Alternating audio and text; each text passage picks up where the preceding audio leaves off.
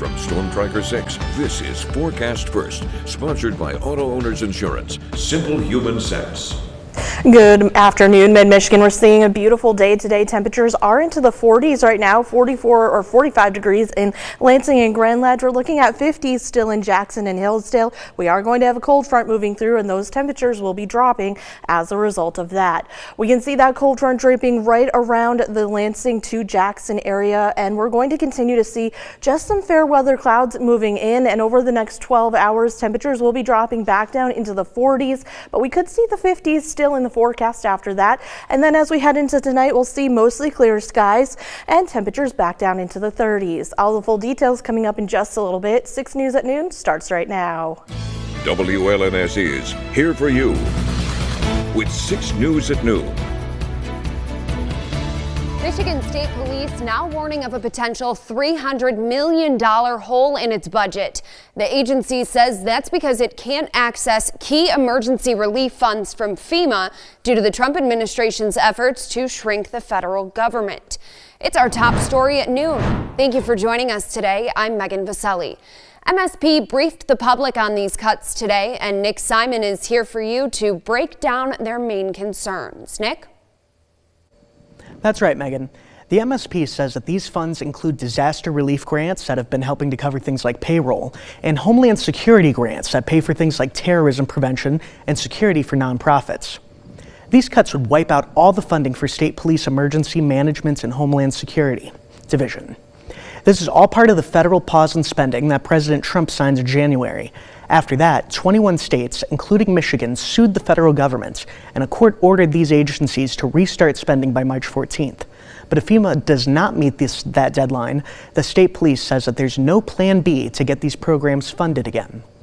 Would have to be some significant change here, at least at the state level, with how we fund emergency management if those funds were to be shut off. I can't speak for our local partners on what they may be doing, but at the state level, we're having those discussions right now to determine what that backup plan is going to be. Captain Sweeney says he's been working closely with his partners at FEMA to ask when the funds will get approved. That process used to take a week at the most, but they haven't seen anything approved yet in March. And now the bills are piling up, and state police don't want to be left holding the check. Back to you. Nick, thank you. Those cuts are just part of the larger effort to slash government spending. And combined with the new tariffs, stocks continue to tumble. Meanwhile, as Natalie Brand reports, a government shutdown now looms in Washington. Stocks fell further at the start of trading Tuesday following Monday's sell-off, Wall Street's worst day so far this year. On again, off again tariffs, retaliations, cuts at the government. And it is making people feel concerned enough that we could see the economy slow down. As the White House downplays concerns over the market, President Trump raised the stakes Tuesday. He announced on social media he's doubling the tariff set to take effect tomorrow on Canadian steel and aluminum coming into the U.S. It will now be 50%. That's in response to Ontario's 25% retaliatory tax on electricity exports to the U.S. U.S. farmers and grocers describe a roller coaster as they brace for tariff impacts. Agriculture Secretary Brooke Rollins acknowledged the concern. Secretary, what's your message to farmers worried about tariffs, retaliatory tariffs, and the uncertainty?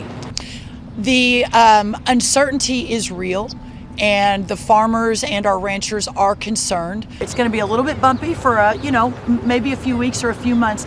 But at the end, his vision, and again, what we're effectuating, is that our American farmers and ranchers, but truly all Americans, will be moving into an era of greater prosperity.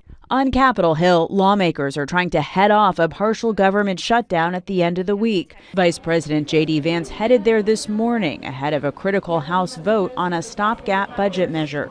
This clean CR contains no poison pill riders, no policy riders there at all, no cuts to Medicare, Medicaid, or Social Security, zero. But with one GOP hardliner, Kentucky's Thomas Massie, already saying he's a no, the White House confirmed President Trump is making phone calls to potential holdouts. Natalie Brand, CBS News, the White House. Lieutenant Governor Garland Gilchrist now jumping into the crowded 2026 race for Michigan governor. Lieutenant Governor Gilchrist is a software engineer by trade. He went from relative political obscurity in 2018 to Governor Gretchen Whitmer's running mate. The last 6 years have bolstered his profile as he works closely with one of the nation's most high-profile Democrats. He says as governor, he'll focus on expanding affordable housing and improving access to health care, particularly mental health care. The lieutenant governor now joins Secretary of State Jocelyn Benson and Genesee County Sheriff Chris Swanson in the 2026 Democratic primary. Governor Whitmer has said previously she will not endorse a candidate. The Ionia County Sheriff's Office now has a warning about a group of thieves it says is tricking its way into people's homes using dish soap. Deputies got reports over the weekend about a group of college-aged men in a gray minivan visiting homes around Puamo. We're told the group would knock on the door, give the person a bottle of dish soap as a gift, then insist on coming inside to talk. The sheriff says this often is part of a criminal scheme to keep the homeowner's attention in one room while someone else steals from another. If this group approaches your home, don't let them in. And if they refuse to leave, call police. A new report reveals most of the world's air is dangerously dirty, with just 17% of cities meeting the World Health Organization's air pollution guidelines. Researchers at IQ Air in Switzerland analyzed data from 40,000 air quality monitoring stations around the world last year. They found the dirtiest air in Pakistan, India, Chad, Congo, and Bangladesh. The most polluted major U.S. city is Los Angeles, while Seattle is the cleanest. So we're seeing that slight improvements are being made. Mostly those are coming, though, from the very developed countries. We still have a lot of hidden air pollution around the world. And I think the more monitoring will go on, the more we'll see, especially in Africa. Experts warn air pollution could be much worse than reported, since many parts of the world don't have monitoring equipment. And just last week, the State Department dealt a blow to the effort, announcing it will stop tracking air quality abroad. From Storm Tracker 6, this is Weather First, sponsored by Auto Owners Insurance. Simple human sense. Well, our taste of spring continues into the day today, and a little bit cooler weather is in the forecast for today and tomorrow. We're seeing temperatures already into the 40s, 45 degrees. A gusty northerly wind is moving in, making us still feel like we're into the 30s. We're continuing to see that wind around the mid-Michigan area, Grand Ledge, 45 degrees right now, feeling like 41 degrees with a max wind of about 25 miles per hour.